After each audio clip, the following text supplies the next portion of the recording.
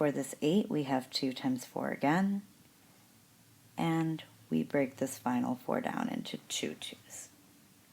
Now, I'm going to rewrite this. I don't expect you to do this every single time, but please put your pen or pencil down and just look at how I'm doing this.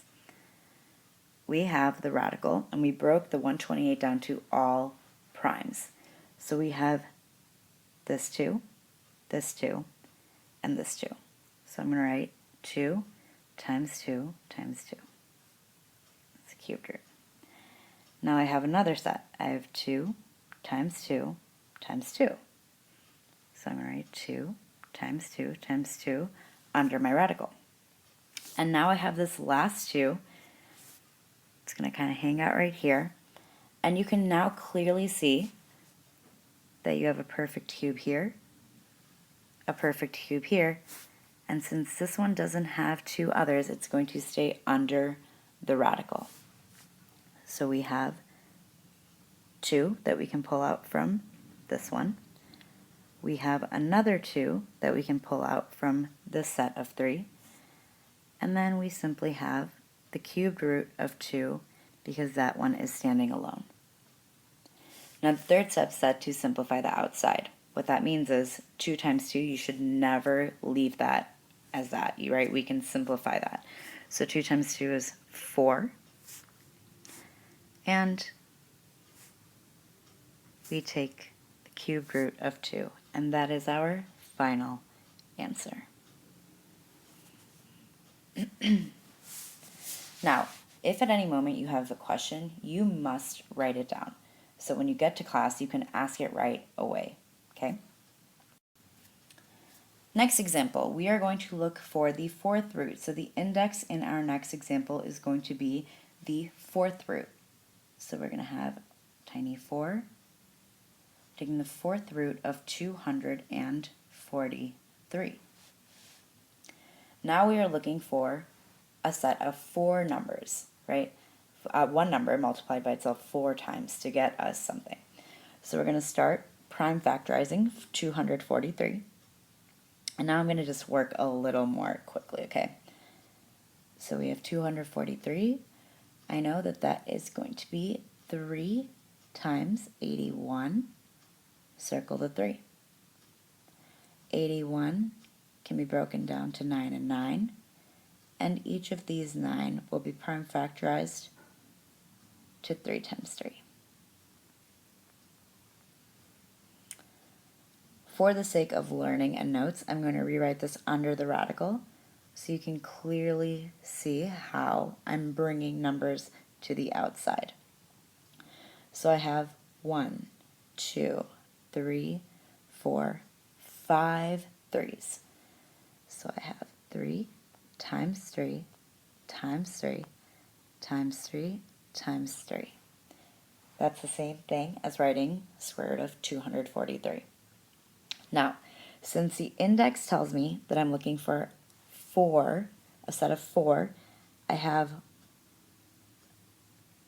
a set of 4 3's right there. So I'm going to pull out a 3.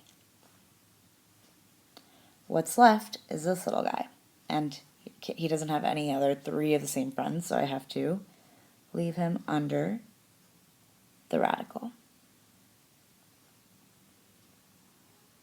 That's our final answer.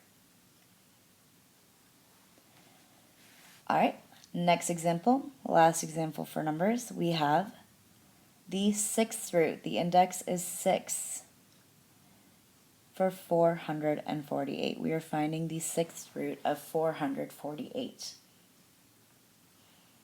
Again, let's quickly break this down. We have 4 times 12. Times 112. Break this down so it's 2 times 2. This 112 can be broken down to 4 and 28. Quickly break this 4 down into 2 2's. This 28 can be broken down to 7 and 4. 7 is prime. Quickly circle. We have 2 times 2 for this 4. Now, we are looking for the same number repeated 6 times because the index again indicates that. So we have 1, 2, 3, 4, 5, 6 2's. So we're going to pull 2 out to the side. This 7, however, does not have another 7 repeated 5 more times. So we are going to rewrite this 7 under the radical with an index of 6. And that is the final answer. Alrighty, this is going to include our last set of examples. I will go over the absolute value with you again in class. So as long as you've mastered this, the absolute value shouldn't be too challenging. All right, so now we're going to deal with expressions,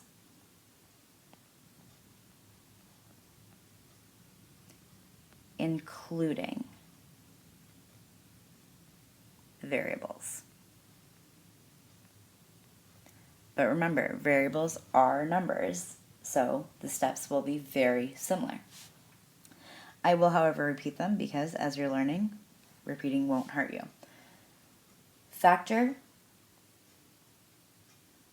First step is to factor the radicand. I hope you're saying to yourself, oh, the radicand is what's under the radical into its prime factors.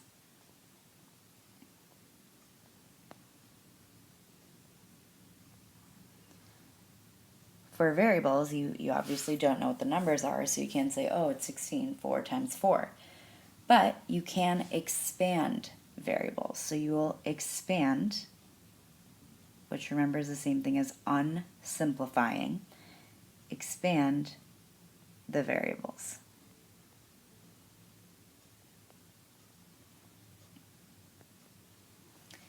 Step 3, you're going to bring out the factors. So bring any factors.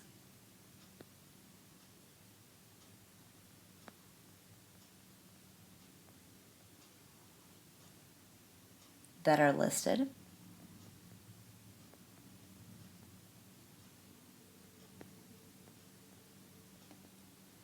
The same number as the index.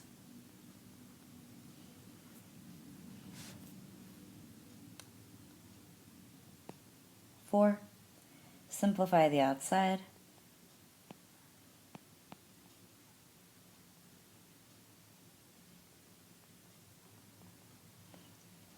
And the fifth step, this is what we're going to get to on Monday when you return, is absolute value. You must put absolute value bars on certain variables because you don't know if they're positive or negative. So when you have the square root of, let's say, b to the 4th power, and you're pulling out b squared, you don't know if b is -2 or +2. It could be both, but there are specific rules that we'll get to in class. So absolute value is the last step, but we will discuss that in class.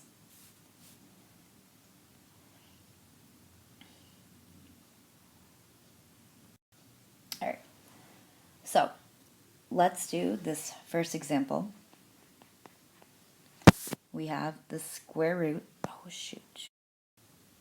Okay, sorry about that. All right, so the first example is the square root of 12 to the 12 x squared of that.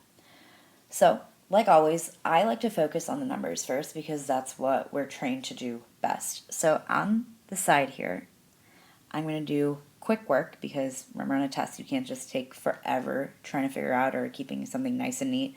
So you take that number out to the side and you practice that skill of prime factorization. So 12 can be broken down to 3 and 4, 3 being prime. 4 can be broken down to 2 and 2. We're going to circle both. Now, x, we are just going to expand. So under this radical here, I'm going to rewrite my 12 in terms of its prime factors. So I have 3 times 2 times 2. Then I have x to the third, which we know is x times x times x. I'm going to circle, since the index here, there's a hidden 2, I'm looking for the same number or variable repeated twice. So here I have a 2, meaning I'm going to pull that out. Here I have x listed twice, so I'm also going to pull out an x. What's remaining is 3x under the radical. Now, 3 and x, they don't have another partner that is similar to themselves, so that is actually our most simplified form.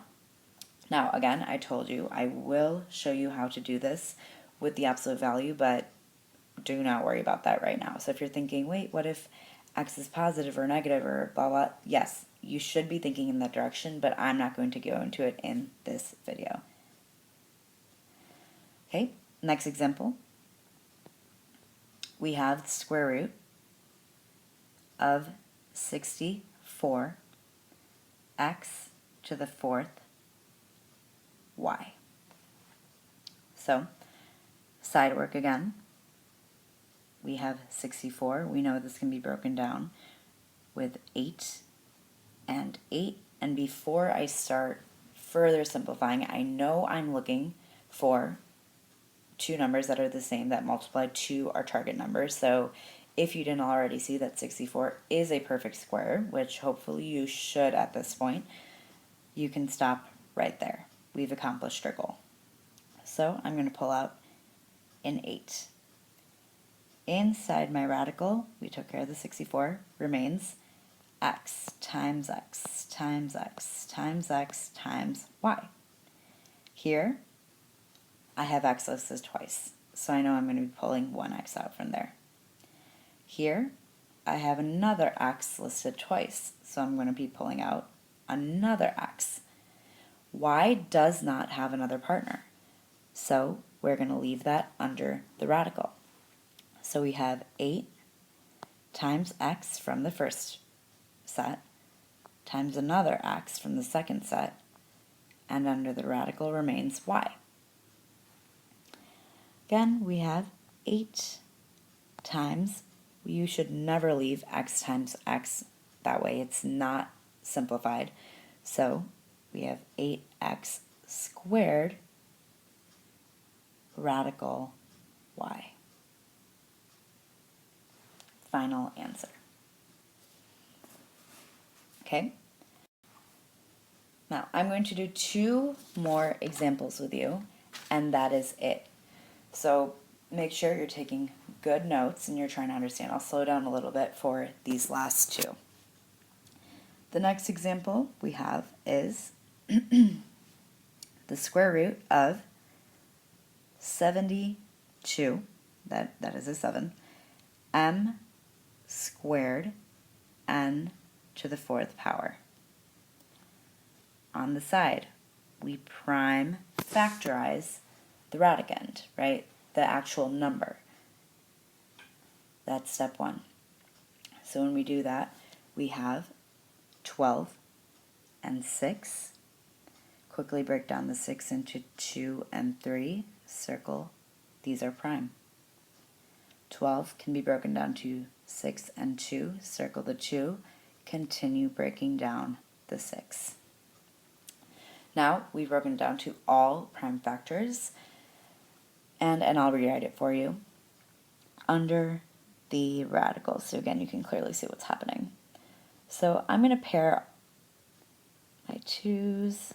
So I have 1, 2, 3 2's, and I have 2 3's. Boom, boom. And then we have m squared, which is simply m times m. And we have n to the fourth, which is n times n times n times n. So let me just make sure that stays in the radical. There we go. I'm going to pair these off. So since, again, we have a hidden 2 here, I'm going to pull out a 2 from here. I'm going to pull out a 3 from here, because 3 times 3 is 9. Square root of 9 is 3. Here we have two m's. Here we have two n's